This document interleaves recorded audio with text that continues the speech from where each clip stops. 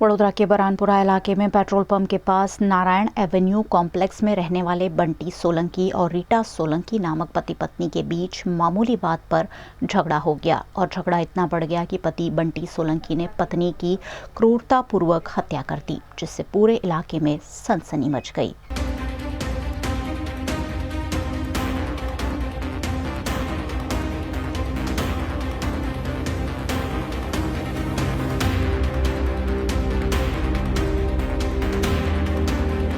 घटना की जानकारी पाते ही वाड़ी पुलिस और नवापुरा पुलिस मौके पर पहुंचे और मौके से सबूत एकत्रित किए।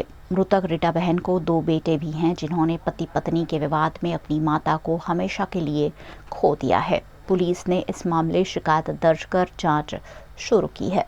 हाल अहींया एक बહેનનું મૃત્યુ થવાનું અમને મેસેજ મળ્યો છે।